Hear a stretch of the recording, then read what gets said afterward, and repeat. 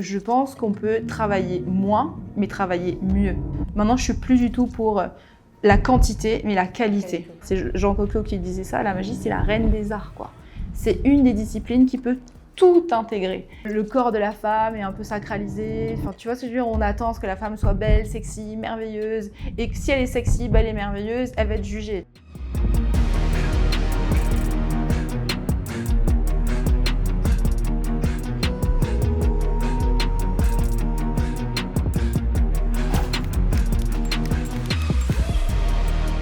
Beryl, bienvenue. Bonjour, merci de me recevoir. C'est un plaisir. En fait, pour ceux et celles qui ne te connaissent pas, Ouais. Qui est Beryl? Ah là là, la fameuse question. Alors, je m'appelle Beryl et j'ai 32 ans et je suis magicienne, entre autres. Magicienne, passionnée de la vie, des voyages, des défis, de la culture, des rencontres, de la vie. Voilà, rapidement. Bon, Beryl la magicienne, si tu me permets, on va repartir un petit peu en arrière jusqu'à ton enfance. Ok. Donc, est-ce que la magie a toujours été présente? Oui, la magie a toujours été présente parce que je suis fille d'artiste. Donc mon papa est magicien, il est metteur en scène, il est comédien, il est plein de choses, conseiller de magie, enfin bref, passionné de magie et directeur d'un cabaret. Et ma maman est chanteuse, D'accord. professeure de théâtre, professeure de diction. Et donc vraiment, j'ai grandi dans une espèce d'ébullition artistique depuis mon plus jeune âge. Et tu as toujours su que la magie était... En fait, tu as été influencée quelque part de par ton enfance et ton Ouais. environnement, mais est-ce que tu as toujours su que justement tu avais une part de magie en toi et que tu voulais continuer ce chemin que ton Non, papa a j'ai commencé? pas toujours su. Ok. Ça n'a pas été si évident que ça. Parce que bon, c'était assez naturel en fait quand tu as des parents artistes, c'est ton univers en fait, tu te poses pas vraiment la question. La question s'est posée plus tard en fait, c'est vraiment au moment de l'orientation, quand tu dois chercher qu'est-ce que tu veux faire au niveau des études et tout ça. Et en fait, oui, moi j'étais sur la scène très rapidement. Je crois que j'avais 15 ans quand vraiment j'ai commencé à faire de la scène. Et avec ma sœur, donc c'était vraiment chouette. Et après, au moment de l'orientation, donc quand tu dois choisir tes études, parce qu'il a quand même fallu que je fasse des études, c'était important pour moi de continuer, je me suis quand même posé la question. Donc j'ai fait mes études, il y a des stages d'études, etc. Et c'est vraiment pendant les stages que j'ai fait de l'alternance, donc je travaillais et j'étais à l'école et je faisais de la scène. D'accord. Et c'est vraiment pendant l'alternance où je me suis rendu compte de la réalité de travailler dans un bureau. Et là, en fait, ça a fait C'était sens. pas pour toi. Non, pas du tout. Ça pas du tout pour moi. Ça m'a amené beaucoup de rigueur, beaucoup de réalité sur ce que c'était que le monde du travail. Mais je me suis dit, en fait, c'est plutôt chouette d'être artiste, de voyager, de rêver, d'être un peu libre. Et ouais, c'est cette expérience-là qui m'a fait vraiment me rendre compte que ce que je voulais faire, c'était l'artistique. Parce que mes parents, bizarrement, m'ont dit, tu es sûre? Ok, donc ils ne t'ont jamais, Non, jamais. poussé ou essayé de t'influencer dans ton choix de Pas du tout. Au carrière. contraire, quand je leur ai dit, bon, là, je veux faire de la scène, ils ont été apeurés, quoi. C'est vrai? Oui. Ils m'ont dit, attends, tu es sûre de toi? Je dis, bah oui. Ils disent, c'est quoi le problème, quoi? Vous êtes tous les deux artistes. Mais en fait, ils savent la réalité, la difficulté du métier et ils voulaient vraiment que je me pose et que je me dise, ok, c'est ça. Et c'était vraiment en mode, ok, ça va être difficile, on va être là pour t'aider, mais on ne te dit pas que ça va être simple en fait. Donc je me souviens très bien de ce moment où mes parents me disent, est-ce que tu es sûre? Et moi c'était tellement paradoxal en fait d'avoir ce retour-là, mais c'était important je pense pour que la décision m'appartienne pleinement. Oui. Et je pense que surtout que, comme tu as dit, tu as grandi avec et tu as peut-être uniquement vu le côté beau de la magie, de la scène, etc. Oui. Alors que, comme tu dis, il y a beaucoup de challenges, beaucoup de difficultés. Bon, peut-être en Europe un peu moins parce que c'est un peu mieux connu. Oui. Peut-être avant d'aller dans comment tu as évolué quand tu as commencé, explique-nous c'est quoi la magie Ah, en fait. Ok. Alors la magie, c'est l'art du merveilleux. C'est l'art de faire rêver les gens, d'amener les gens dans un univers magique, merveilleux, là où tu peux rêver en fait. C'est tout simplement ça pour moi la magie. Pour moi la magie, ça passe quand tu ressens justement ce sentiment du merveilleux, quand tu as une émotion magique. C'est Donc, vraiment ça. je crois que tu as dit dans le passé, je ne sais pas si c'était par rapport à une technique en particulier, tu as commenté que c'est rendre l'invisible possible ou Oui, quelque chose comme ça. Ouais. aussi, oui, aussi, Mhm. c'est vraiment rendre l'invisible et ça dépend vraiment de la capacité de la personne à vouloir rêver aussi, tu vois. Et je pense que notre job, j'ai envie de dire, c'est vraiment ça, d'amener les personnes dans un monde merveilleux, en fait. Parce qu'il y a la technique, certes, mais le magicien doit dépasser la technique pour transmettre ce qu'il a en lui. Et finalement, c'est le magicien. C'est ce qu'on a à l'intérieur de nous qui fait qu'on va pouvoir transmettre cette discipline-là, tu vois. Parce que pour être un technicien, c'est une chose. Tout le monde peut être un bon technicien, mais tout le monde ne peut pas être un bon magicien. Pour moi, Ok, la magie, d'accord. c'est passer au-delà de ça, passer au-delà de la technique, c'est être le magicien, tu vois. Et donc, tu as commencé, donc tes premiers spectacles, je crois que tu l'as fait avec ta sœur. Ouais, Tu as commencé avec le mentalisme exactement, et ouais. la télépathie. Donc, est-ce que c'est un art en lui-même? Oui, oui, bien sûr. Moi, je suis vraiment pour parler de l'artistique, de la discipline artistique, tu vois. Évidemment, je pense que le don se développe à force de travail parce que tu commences à développer une sensibilité, une émotion particulière, tu sens la personne. Je pense qu'en magie, c'est très important de sentir son public, Mhm. de s'adapter au public parce que c'est une discipline qui demande énormément d'adaptation, notamment en close-up. Quand je vais arriver dans une entreprise, en corporate, peu importe, tu dois t'adapter à la personne et faire le tour qui correspond le plus au moment. Donc ouais, pour moi, ça, c'est très important. Et ça c'est une technique, mais je suis sûre qu'il y a beaucoup d'autres techniques. Donc, Ouais. tu es allée à une école de magie. Je ne Ouais, savais même pas que ça existait ouais, en fait, en France, je présume. Donc, est-ce que c'est très commun en fait en Europe ou en France là, parce que je ne pense pas que ça existe à Maurice, not yet. ouais, ouais. Tu peux nous expliquer, enfin nous raconter un petit peu l'expérience? Oui, alors j'ai fait partie de l'équipe de France de magie et j'ai fait partie de la première promotion de l'équipe de France de magie. Wow. Donc en fait, ça partait vraiment du postulat que les masters en fait de magie, nos aînés de magie, avaient souffert du fait de travailler en solitude. C'est un métier où c'est vraiment chacun pour soi à la base, hein, parce que le magicien connaît le secret, il n'a pas forcément envie de le répandre. Et c'est vrai que quand tu te mets à travailler et que tu es seul face à tes livres, parce qu'à l'époque il s'agissait d'apprendre dans les livres, ben, tu es face à toi-même. Il y en a beaucoup, beaucoup de masters, beaucoup d'aînés en magie qui ont souffert de ça, qui ont souffert du fait que, ben, en fait, on s'entraide pas plus que ça, quoi. On s'entraide, ok, selon le feeling que tu as avec tel ou tel magicien qui devient ton collègue, mais au final, la mentalité générale, elle est assez individualiste. Et il y a un groupe de magiciens qui s'est dit non, en fait, on va couper ça et on veut que la nouvelle génération s'entraide. Et on veut que la nouvelle génération puisse travailler vite et beaucoup plus fort, en fait. Donc, créons une communauté de magiciens bienveillante qu'on va appeler finalement l'équipe de France de magie. Wow. Donc, pour aller plus loin, l'équipe de France de magie, c'est une sélection des jeunes magiciens ou de magiciens en devenir qui arrivent avec quelque chose, qui n'est pas parfait, mais qui arrivent avec le feu de la magie. Donc, ils ont déjà commencé ce chemin. Oui, Les bien jeunes sûr. qui C'est commencent. des jeunes ou des moins jeunes maintenant, hein. C'est vraiment des gens qui ont commencé quelque chose et qui ont le feu pour la magie, qui ont la passion pour la magie, qui sont déterminés, qui ont une capacité de travail et une capacité de se remettre en question. Ils arrivent avec quelque chose, plutôt de la scène, parce que maintenant il y a l'équipe de France de close-up, mais moi je te parle plus de l'équipe de France de scène. Donc on arrive, on montre ce qu'on a à montrer, et en fait on décortique, tu vois, on est sur la scène, on montre notre numéro et tu as toute une horde de masters face à toi qui finalement prend des notes et après il y a un gros débriefing. Tu es accepté ou pas dans l'équipe de France parce qu'il faut quand même respecter toutes ces conditions d'être un bosseur, c'est ça, discipline, de capacité, travailler en équipe, capacité de se remettre en question. Est-ce que tu es capable d'un stage à l'autre à amener des progressions aussi, tu vois, ça c'est important. Et tout ça fait qu'en fait, quand tu arrives et que tu es un jeune magicien, ben en fait, tu fais un travail monumental. C'est-à-dire que, je sais pas, un numéro, c'est, tu vois, mon numéro de ballon que j'ai appelé Bolduc, qui est après que j'ai dérivé en spectacle d'1 heure, là-haut, que tu as vu, je pense. C'est un numéro sur lequel j'ai bossé presque 8 ans, tu vois. Wow. Et c'est un numéro de 7 minutes. Donc, Donc, pour te perfectionner, en fait? En fait, non, c'est juste, enfin, 8 ans, c'est pas beaucoup, tu vois. Là, je continue toujours à travailler dessus, je l'ai dérivé en spectacle, c'est beaucoup plus long. C'est juste que ça prend un temps monumental de réflexion. Déjà, tu pars de la page blanche. Ok, qu'est-ce que techniquement je vais pouvoir faire ? comment financièrement je vais pouvoir le faire, parce qu'il s'agit de beaucoup d'argent, mais il s'agit de recherche et développement finalement. La mise en scène, tu vois, tout ça c'est pas évident, quoi. De se dire, je sais pas, moi mon personnage c'est une marchande de ballons. Mais avant qu'elle prenne forme sur la scène, il faut qu'elle prenne forme dans ma tête. Bien sûr.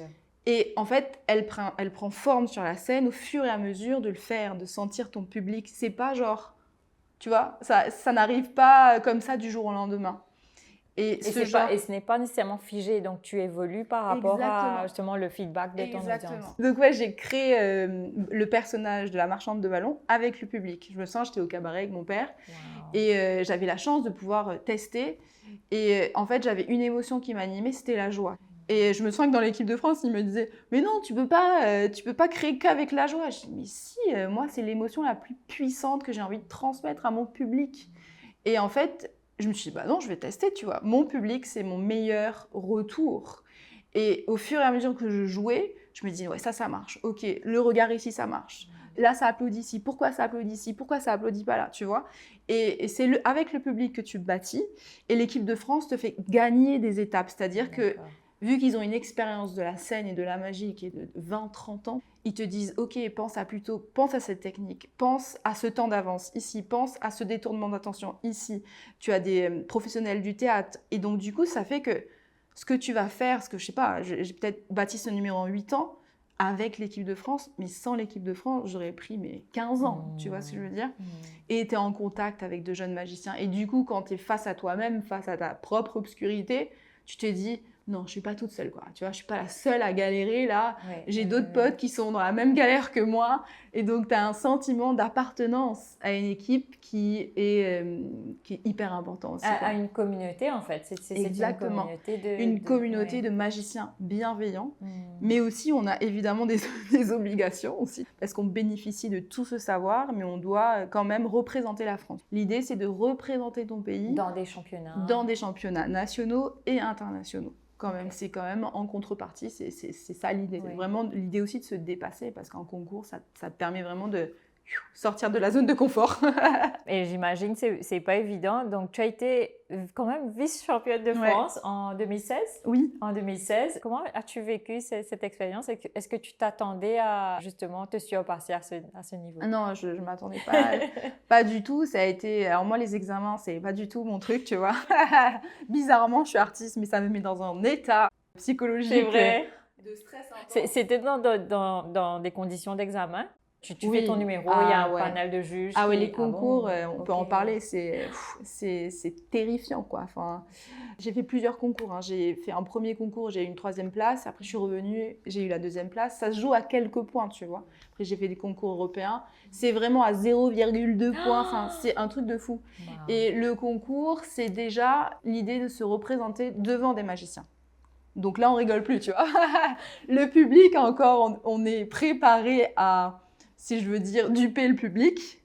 Et donc, on a plein de temps d'avance que le public ne pourra pas s'imaginer, tu vois. Donc, c'est pas qu'on est en zone de confort, mais on performe pas devant le même type de public. Bien sûr, les magiciens sont au courant de tout plein de choses. et ils savent toutes les techniques, en fait. Exactement. Ils savent toutes les techniques, dont le challenge numéro 1, c'est de bluffer les magiciens. Il faut que tu bluffes les magiciens, il faut que tu les surprennes, tu vois. Et il faut que tu les fasses rêver. Ça, c'est déjà pas simple. Donc, tu as le stress de te dire, OK, comment je fais face à ça? Donc, on travaille dans cette optique de se dire, OK, là, on tape sur les magiciens, il faut vraiment les faire rêver. 2e challenge, tu es confronté aux meilleurs magiciens de ta catégorie. Et c'est pas n'importe quoi, tu vois, c'est des gars qui bossent, mais... H24, qui sont chez eux, qui sont des machines de garde de boulot. Et donc, du coup, ça te permet de dépasser. Tu vois, tu te dis, mais attends, lui, là, je sais qu'il bosse comme un malade depuis 5 ans. Donc, du coup, se confronter aux autres magiciens qui sont déjà excellents, c'est un challenge aussi.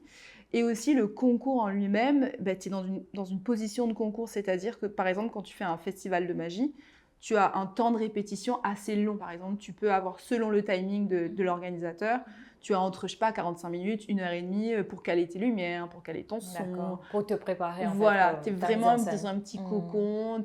Tout va bien, toi. La technique est là pour servir le magicien. En concours, tu as le chrono qui est lancé. Tu as 10 minutes. 10 minutes. Pour tout mettre en place. Pour ta répète. Donc, c'est déjà, tu vois, une condition de concours. Waouh. Il te lance le chrono et tu as un mec au micro qui dit « Ok, top chrono ». Et là, tu vois défiler les minutes. Et le magicien, techniquement, dépend énormément du son, de la lumière. Et tu dois te débrouiller dans ces 10 minutes pour faire ta répète. Donc déjà, ça évacue des gens, tu vois. Ça te fait perdre ou gagner des points. Enfin, tu dois déjà gérer ce paramètre qui est énorme. Et après, en lui-même, le concours, à partir du moment où il se lance, oui, tu as un temps déterminé aussi. Tu as des formules en magie de scène, je crois que c'est 7 minutes ou 8 minutes, peut-être maintenant ça a dû évoluer. Donc, tu as des lumières qui défilent, tu vois. Si tu passes le timing, Donc, tu es perds des disqualifié. points. Ah, tu es disqualifié Ah non, tu es disqualifié. Donc après, on bosse, tu vois, vraiment à la seconde. Mais par exemple, pour un mentaliste qui fait monter quelqu'un du public, c'est un vrai stress. Parce que la personne du public, bah, tu le fais en fonction de son énergie, etc. Ouais. Et tu peux pas tout contrôler, en fait. Impossible. Ouais. Là, tu dois rester dans tes... le mentaliste, je crois que c'est 10 minutes. Tu dois rester dans tes 10 minutes. Donc, tu vois, c'est vraiment ça. Et aussi, tu es noté par la jauge, enfin le public en lui-même, le retour public.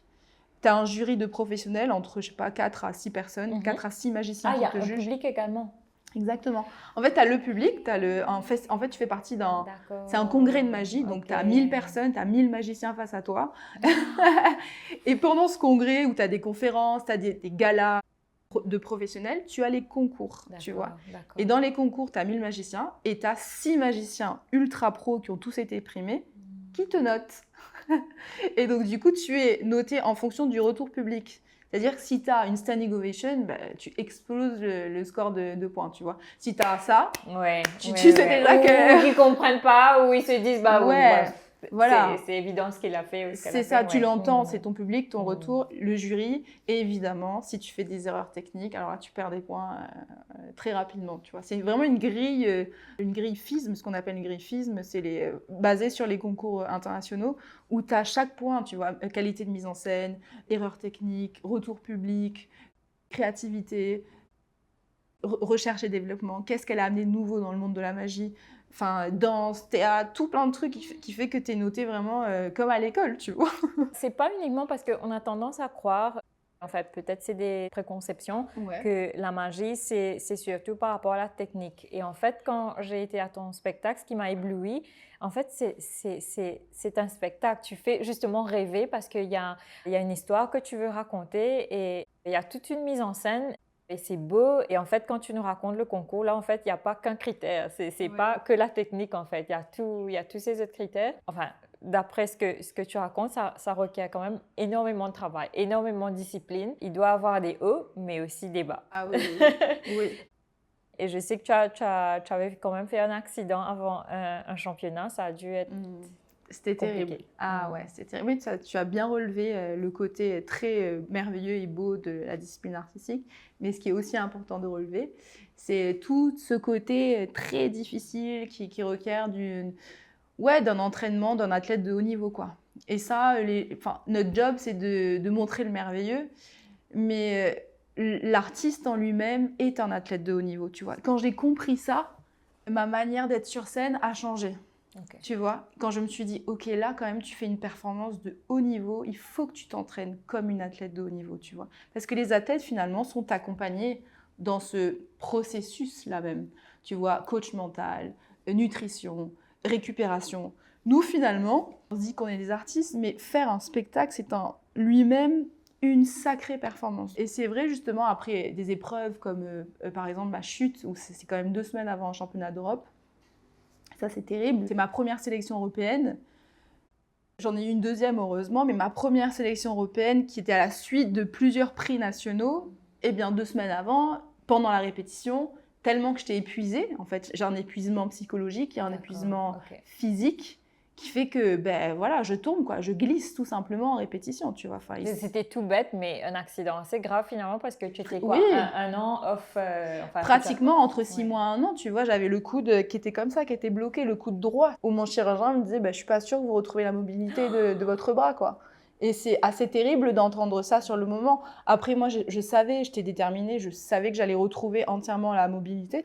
Mais sur le moment, tu vois, t'es hyper jeune, t'as le feu, t'es en mode ouais, vas-y, je vais tout défoncer en concours. Enfin, t'as tout mis. Et à 10 jours des championnats, justement. À 10 jours, en fait, c'est parfait pour un film, tu vois, c'est dramatique, quoi. Et dévastateur, parce que ouais. tu avais toutes ces ambitions, Mais tous ces oui, rêves. et t'as toute l'équipe de France, t'as mon père qui me coach, t'as tout le monde qui est derrière, je sais pas, t'as 50 boulots qui partent. Et en fait, c'est vraiment ça, c'est un épuisement psychologique et physique, parce que t'as une telle pression de faire face à ce moment-là où tu vas te retrouver devant une horde de magiciens, qu'en fait, ça s'écroule, tu vois, dans ta tête. Et c'est pour ça que je dis, ok, l'artiste, c'est un athlète. Si tu veux réaliser des performances, il faut que tu t'entraînes comme un athlète, tu vois.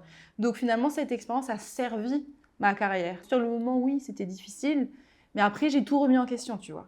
Il s'agissait plus de travailler comme je travaillais comme une malade, quoi. Je pouvais travailler. Où tu dormais plus, tu t'occupais plus de ta santé mentale. Mais je dormais plus parce que en fait, j'étais quelqu'un d'assez angoissé et il faut le dire. Angoissé sur scène ou angoissé par rapport à ce que tu dois accomplir? Oui, j'en ai parlé avec mon père il y a pas longtemps. Je lui dis, mais tu sais, je suis quand même quelqu'un d'anxieuse et il m'a quand même remis face à la réalité. Il me dit, mais Beryl, faire une prestation devant des centaines de personnes.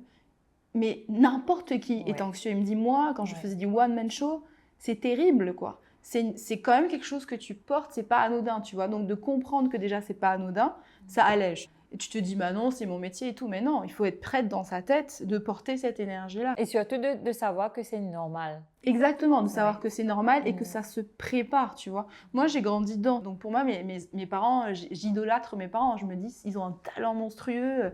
Enfin, que ce soit ma mère, soit mon père, je me dis, c'est pas possible d'avoir des parents aussi talentueux. Donc, je me dis, bah non, c'est normal, tu vois. Et en fait, non, c'est pas normal. Ça demande vraiment de travailler sa psychologie, sa discipline alimentaire, sa discipline corporelle, pour vraiment faire baisser toute cette pression. Et donc, cet accident qui s'est présenté là où voilà, j'étais immobilisée m'a vraiment permis de cadrer les choses. C'était un wake-up call quelque part. Oui, exactement. Moi, je voulais vraiment comprendre le sens de ça, parce que ça avait un sens derrière tout ça. Il ne s'agissait plus de travailler comme une malade, sans raison. Enfin, sans raison, non. Je travaillais 12 heures par jour, 12 à 15 heures par jour, quoi. Enfin, je faisais que ça. Je débriefais après, Donc, tu répétais pendant 10 à 12 heures par jour? Tout le temps. Je travaillais tout le temps. J'appelais mes coachs, machin, le truc, je débriefais, j'écrivais, non. Après, j'allais en spectacle, je revenais. En fait, mon corps, il était épuisé, tu vois. Parce que j'avais le stress de pas bien performer. Donc, je voulais être au top du top. Et après, je me suis dit, non, je pense qu'on peut travailler moins, mais travailler mieux, tu vois. Maintenant, je suis plus du tout pour la quantité, mais la qualité. Mais la qualité, mais régulière.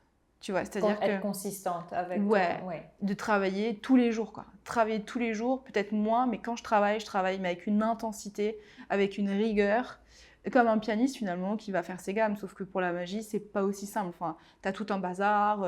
Finalement, le musicien, il a un instrument. Le magicien, il a un instrument. Il a un instrument financé. Il faut que financièrement il puisse y arriver. Il faut qu'il ait une salle de répétition. Enfin, c'est tout plein de trucs qui font que ça peut être très lourd, tu vois. Oui, bien sûr. Et surtout si tu es seule à le faire, mais heureusement pour toi, tu as quand même ton père qui est un peu comme ton mentor. Exactement, ouais. Mes deux parents, hein, mon père m'aide beaucoup parce qu'il est magicien, mais j'ai un soutien inconditionnel de mes deux parents, que ce soit ma maman qui m'instaure vraiment cette discipline qu'elle a elle-même eue, tu vois, dans le chant classique, parce qu'elle a fait du chant classique. Okay. Et mon père qui est incroyable, qui débriefe sans arrêt avec moi, qui écrit mes spectacles, qui est mon œil absolu dans ce que je fais. Et ça, c'est vrai que c'est une vraie chance, quoi. J'ai bien conscience que tout le monde n'a pas cette chance-là. Et en plus, on a une super relation avec mes parents, donc pour ça, c'est très cool. Et mes beaux-parents aussi, qui sont aussi tous les deux artistes. Ah bon, bah, vous évoluez dans ce monde d'artistes et que je trouve formidable parce que tu t'es réimplanté à Maurice il y a quelques années, à ce que je comprends. Et ça, je trouve ça formidable parce que, en fait, avant ton spectacle, premièrement, j'ignorais qu'il y avait des concours de magie. Donc, quand j'ai appris que tu étais vice-championne de France. Et en fait, ça m'a fait découvrir... Parce qu'avant, tu regardais peut-être des numéros à la télé, tu avais une certaine impression de la magie. En fait, quand tu as fait ton spectacle, ça a ouvert nos yeux. Toute ma famille a un univers qu'on ne savait pas qui existait. Et donc, c'est quoi ton objectif en apportant la magie à Maurice? Une bonne question. C'est vraiment de démocratiser, je veux dire de rendre accessible l'art magique. Que les gens comprennent que c'est une discipline et que c'est une discipline qui est accessible à tous. Que ce ne soit pas associé à quelque chose de spirituel ou peu importe. Je ne renie pas du tout ça. Je pense que tout ce qui existe a une énergie et est légitime d'exister. Mais ce que nous, on fait, les magiciens, c'est une discipline artistique. Et c'est une discipline qui fait rêver. Donc, c'est vraiment d'amener ça à Maurice, que les gens comprennent par eux-mêmes en allant voir les spectacles, tu vois. Et quand on me dit, mais c'est quoi? Est-ce que tu es médium? Surtout à Maurice, hein. Est-ce que tu fais ça? Superstitieux parfois. Ouais, superstitieux. Je renie pas ça, mais je dis, mais venez voir mes spectacles, c'est la meilleure chose pour que vous puissiez comprendre ce que c'est que la magie. Venez voir quand je fais venir des magiciens. Tu vois, là en novembre, on va refaire un festival.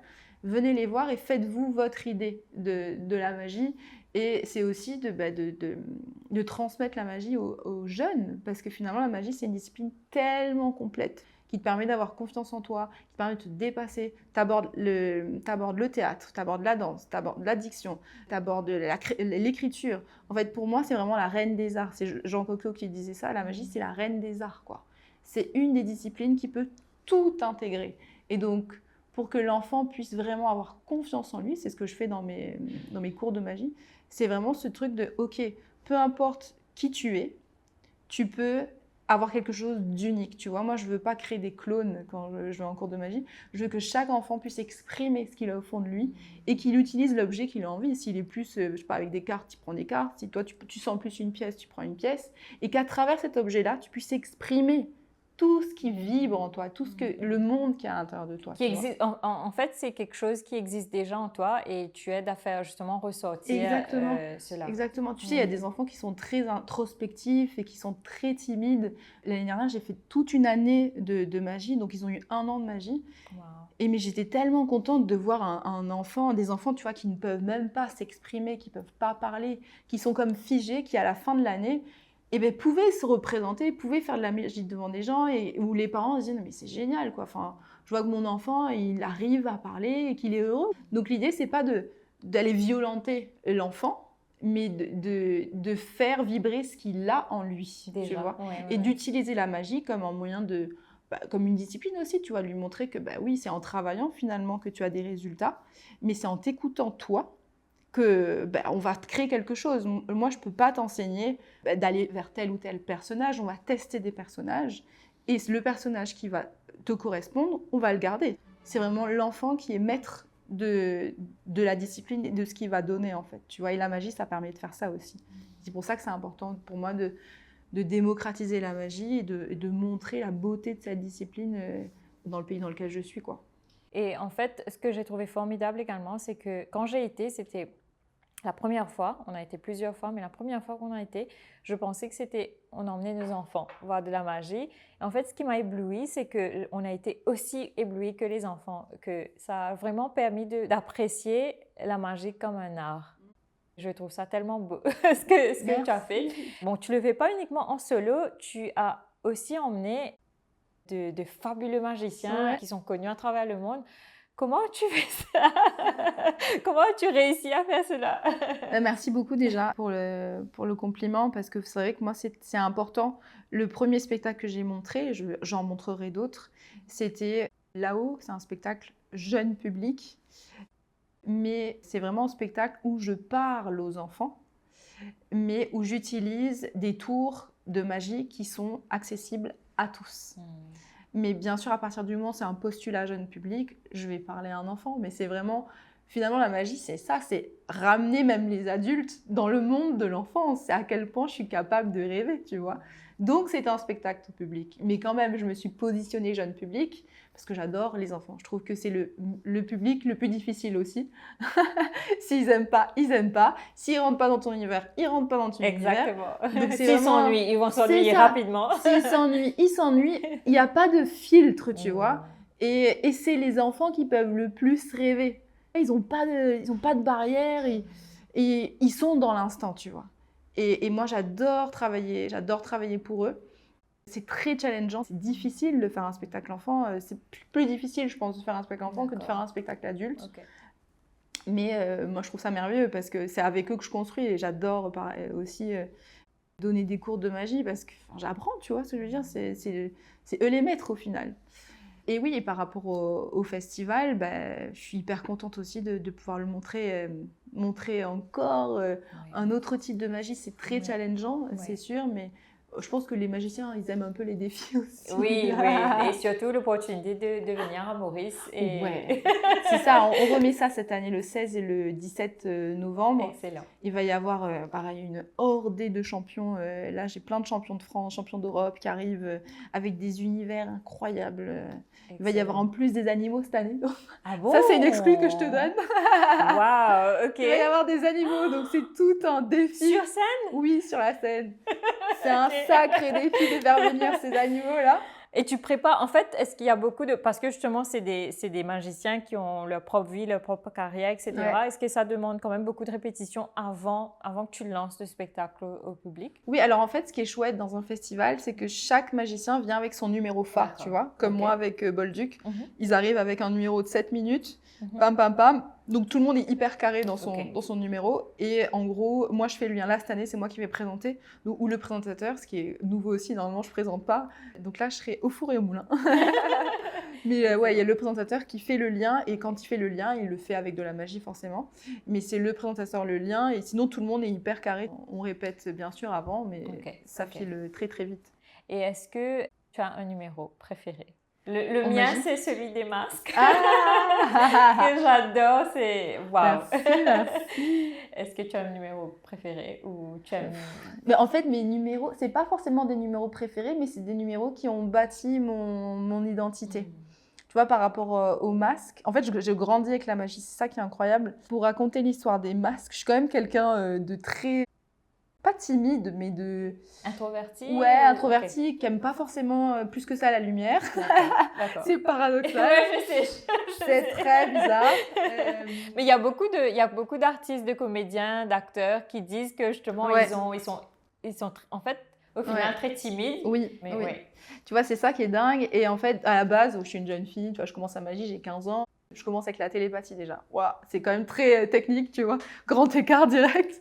Et quand il a fallu trouver le premier numéro, en fait, j'avais pas du tout envie de me montrer. Et tu vois, c'est ça l'histoire des masques. J'ai 18-19 ans quand je fais ce numéro. Et j'étais déjà dans l'équipe de France, mais j'étais dans l'équipe de France avec ma sœur. Et là, ma sœur, elle dit non, moi j'en ai marre de la magie, je veux partir. Je fais quoi? Tu veux partir? Je dis mais non, c'est pas possible. Je vais me retrouver seule. C'est ça, je vais être seule sur la scène. Moi, je suis quelqu'un qui marche en duo. Donc ça a pris 2-3 ans déjà pour que je me dise non, je suis toute seule. Et après, oui, il faut trouver un numéro. Avec quoi? Les masques, c'est nickel. Parce que j'avais pas envie. Je sentais pas que je pouvais y aller pleinement. Tu vois, tu sais même pas qui j'étais, quoi. À 18-19 ans, tu sais pas qui t'es. Et donc, ce numéro-là veut vraiment dire quelque chose, quoi. C'est quelqu'un qui cherche son identité, tu vois, et qui n'a pas envie de se montrer. Avec cette histoire d'ailleurs. Wow. C'est incroyable. Et c'est bien après, où je me rends compte que, attends, mais tous les numéros sont... il y a une histoire derrière. Ouais, une histoire réelle de qui je suis. Donc, il y a les masques. Donc, j'ai pas de numéro préféré, mais mes numéros sont moi, quoi. Et après, tu as l'histoire de Bolduc qui arrive. Et Bolduc, c'est... OK, OK, maintenant je peux me montrer. Et je peux me montrer, je ressens beaucoup de joie. Dans ma vie, je suis heureuse. Tu as grandi, tu as de la maturité maintenant. J'ai grandi, j'ai de la maturité, mais pas suffisamment pour me montrer en tant que femme. Et donc je me dis, comment je peux faire pour vraiment toucher tout le public? J'ai pas envie que les épouses se disent « Ah ouais, non mais pour qu'elle se prend, elle est arrivée avec ses chaussures à talons, machin, le truc, trop sexy. » J'avais peur de ça. C'est vrai? C'est un vrai challenge, tu sais, quand tu es une femme magicienne. Déjà, tu as le postulat de l'assistante, tu vois, tout ça, ça rentre en jeu. Et je me suis dit, non mais attends, je me sens pas là. Et à ce moment-là, j'ai 22-23 ans. Je me sens pas là d'arriver en working girl et tout. Et je veux toucher les enfants, je veux vraiment être la copine, tu vois. Et c'est comme ça que ce numéro-là prend forme. C'est en mode, OK, à ce moment de ma personnalité, tu vois. Et maintenant, j'en suis à une autre étape. J'ai 30 ans et je me dis, ouais, maintenant, tu sais, je m'assume... pleinement. Et je suis très heureuse d'être une femme. Et je peux me montrer maintenant. Et je peux me montrer que je suis. Ouais, exactement telle que je suis devenue. Telle que je suis devenue. Et du coup, j'ai envie de faire autre chose dans ce postulat, dans cette comment je me sens maintenant. Donc, j'ai pas de préférence, mais en fait, les numéros évoluent avec toi. Et je suis hyper contente de chaque numéro. Parce que là, on parle de numéros, mais aussi il y a des spectacles, il y a des spectacles adultes. Je me dis, mais mes numéros sont très réels par rapport à ce que je vis à chaque fois, quoi. C'est ton vécu, c'est une réflexion d'où tu es à cette période de ta vie. En fait, tu as dit quelque chose qui... J'allais oublier de te poser cette question, mais tu m'as rappelé. Tu as parlé de ton identité de femme. Et j'ai vu dans des entretiens précédents où tu as justement parlé que, en fait, l'égalité des genres, ça existe dans tous les domaines, y compris dans la magie. Il n'y a pas énormément de magiciennes. Est-ce que ça a été compliqué pour toi? Oui, ça a été très compliqué.